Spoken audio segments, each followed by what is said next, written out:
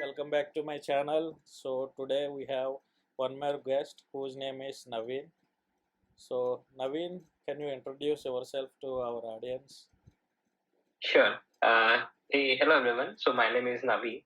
So I have been working at Smallcase as a security engineer, and I have like close to 5 years of experience in this field. So it's not just 5 years. So even before that, I have been actively been involved in the security uh, ecosystem. But like my professional experience is like close to 5 years now. Okay. Naveen, can you tell me what is your current role in your current organization and what are the day-to-day activities that you are going to do or currently doing in your current organization? Sure. So at my current organization, I get to wear multiple hats. It's not just I only work on application security or cloud security.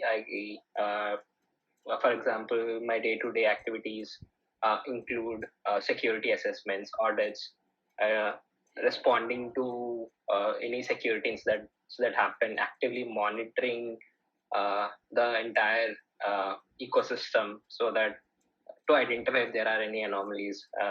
I do work on like my expertise involves mostly around application security, but I also am actively involved in the cloud security, something that I'm like really good at. At the same time, I also happen to work at the compliance bit of like whenever the need arises. But again, we do have dedicated like people who do work on this from time to time. So yeah. Okay. So to achieve your day-to-day goals, what are the tools or the technologies that you are using? Can you describe more about it for the audience? Sure. If, for example, because most of our it depends on the company as well, but at the current company, I find myself working mostly because most of our apps are like hosted on AWS. So the first thing that we would definitely work with is a perimeter security tools, which could be a WAF. So for us, it could be AWS WAF that we are using. So that is something that we definitely use. And there are other technologies, for example, SIM, like for active monitoring of all the tools or devices that we have happen to have at our company. At the same time, it's not just that. We also have, for example, ETRs. It could be a MDM2 that we have. And at the same time, for when it comes to application security, I would more lean towards a open source technology. So for them, there is a really good company out there which is called Project Discovery. So whatever tools that are released by them are like really good, and I find myself using them a lot in my day to day work. At the same time, for when it comes to cloud security, and again, I do rely on open source tool for that. There is a tool called CloudFox. So I like find myself using that a lot during pen testing or like for situation awareness of whatever account that I'm working on. So this is just like a brief. Uh, Okay. So in your day-to-day life, do you require any collaboration between development team or IT team or ops team to do your work smoothly? yes, I do find myself working with them a lot because at the end of the day, if you are working on some application, you do have to like go and work with the devs who are like actively involved in this whole project. So it could be whenever they are trying to spec out the whole project, I am involved from that to till the end, which could be the deployment, and even after that, like we ensure that whatever features that we are developing are secure. So I do find myself working with the devs a lot, and we do have a lot of teams at Small Keys. So that is something that I do. At the same time, when it comes to the IT team, I do find myself working with them for responding to different alerts or security incidents that do have like any it could be an active investigation that could happen. So I do find myself like actively working with them in order to resolve such incidents. At the same time, when it comes to operations, so we also have to make ensure that there is compliance uh, that we are that we have. So right, so that is something that we also do as small case. So yeah. Okay, so uh, what interest made you to come into cybersecurity field when you start your career? How did you start? Can you tell us more about on those lines? Sure. So I would say the biggest role would be it would be because of my college. So I Hmm. have like studied at Triple IT, so we had systems for like from the start. So as you know, if you give a system to a teenager who's just curious teenager, he would always tinker around and try to find things. So that is when I was like very much into this whole thing. But again, in my third year, I guess that is when like I randomly found some posts on X where they said that hey, I was rewarded this amount for doing the like okay, this is like really interesting. So I gave it a shot. I think my first gig was with NetMates and Paytm. So I was able to find many issues, and I was like getting rewarded for whatever things that I was finding. It was like one of the biggest motivator for me back then. But now it's like for very different reasons. I was able to get into this field, and now it's not just about bug bounties, but it's also about the thrill that you get whenever you find something new. So yeah. Yeah. So guys, actually, I'm also belongs to Triple IT, so the same college where Naveen studied. Yeah. So over there we have laptops from class 11th onwards, probably intermediate, from intermediate to end of engineering.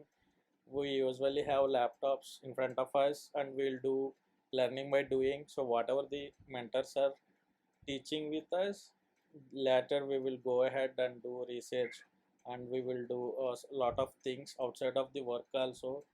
So for me also that was really helpful, because I also did a lot of research on cyber security to get into this field. um, so when he is saying something about that, I am remembering my olden days as well. Yeah. Keeping it aside, so coming to our regular template. So in our day-to-day life, uh, even I also need to talk with developers.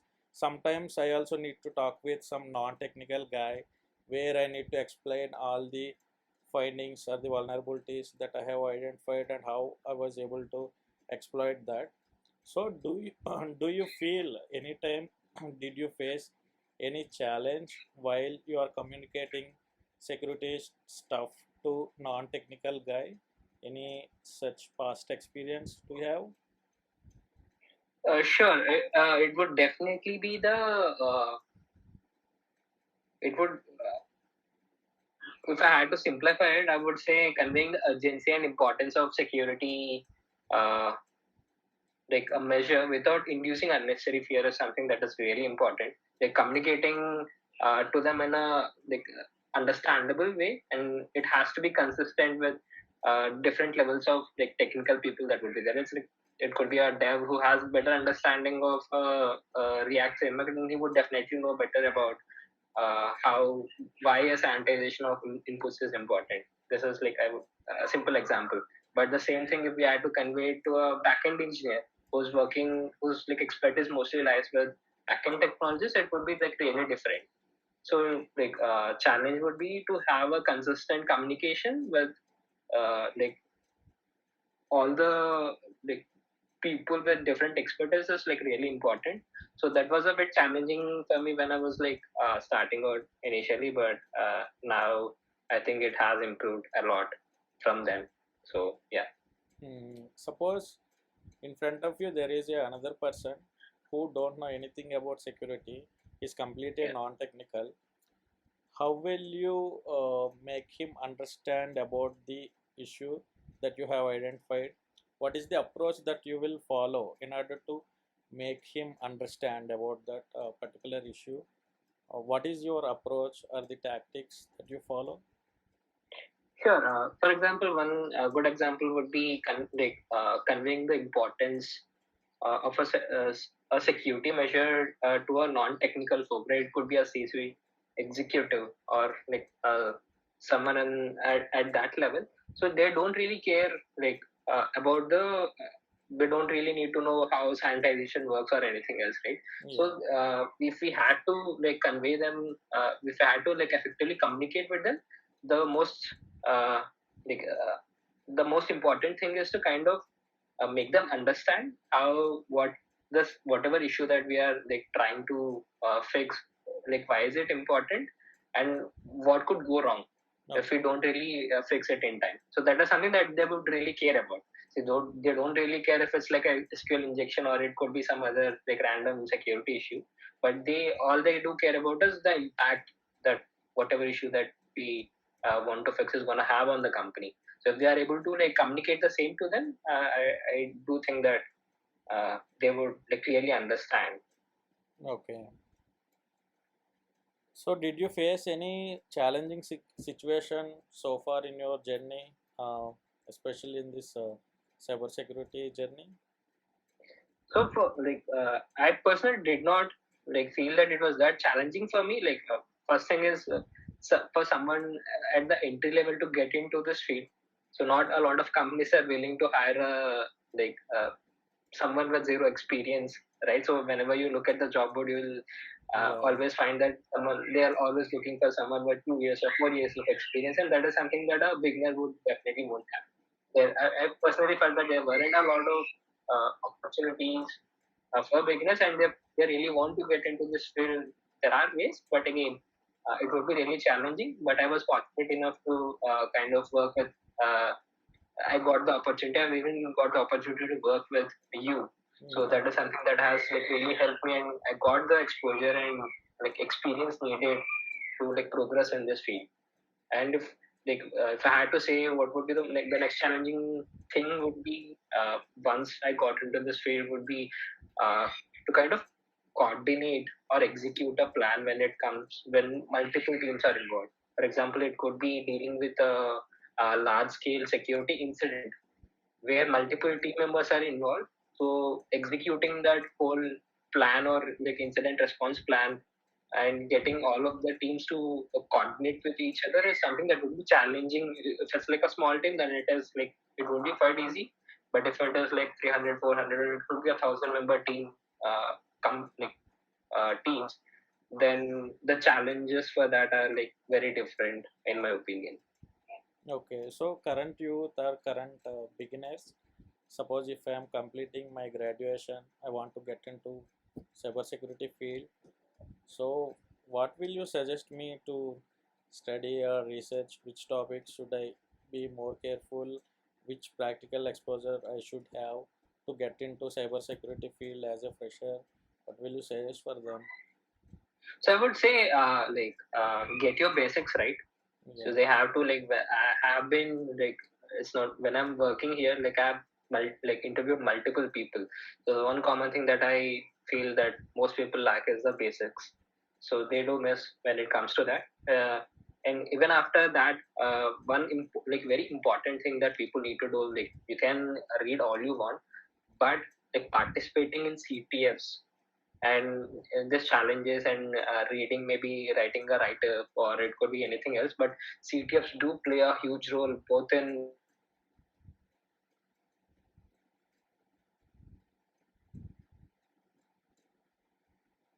uh, team like what like it would help anyone like any single person to get a better understanding of the whole security landscape. So it really depends, but yeah, Okay. I would say like go and play CTFs. Okay.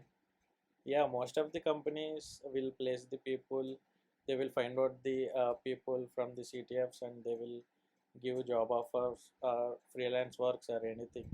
Yeah, that's a True. good point.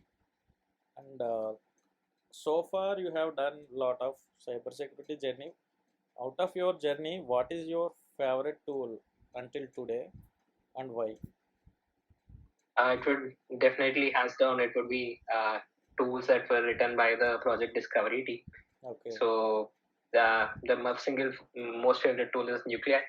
I guess you Yeah. already heard about it. So Yes. it's like a like task scanner that you could use, and it's like uh, can't just like it's not just like it has features that you could leverage. Let's say you are a bug bounty hunter who's trying to find issues. You can go and use it. If you're a security engineer who's trying to like have a pipeline set up in a CI/CD workflow, so this is something that you could definitely use. So like I find myself using this tool a lot from my day-to-day work. It may be bug bounties, or it could be automating a certain process, or like issue or scanning process using Nuclei. So yeah, Nuclei would be my go-to tool. And if when it comes to cloud security, it would definitely be CloudFox.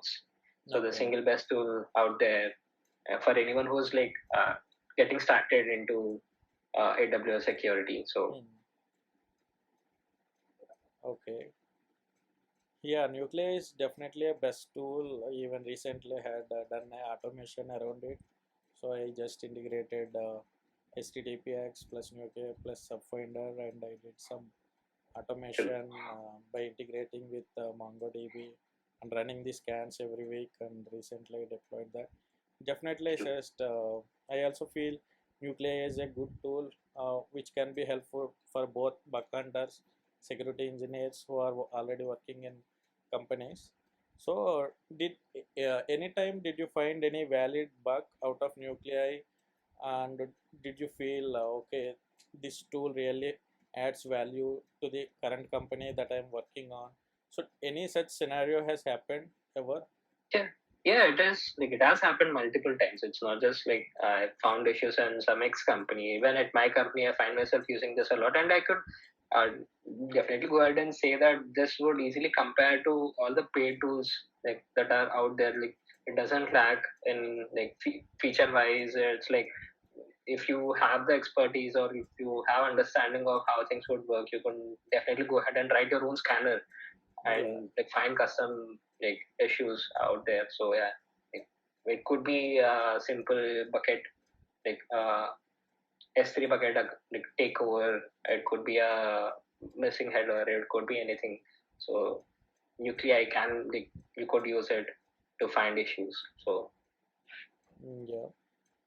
So thank you, Navin. Thank you so much for attending today's call and for joining in episode 2. and like Raju is like a very experienced security veteran in this field. He has been like I have personally worked with him, and I could like vouch for his expertise. So do definitely go ahead and subscribe to his channel.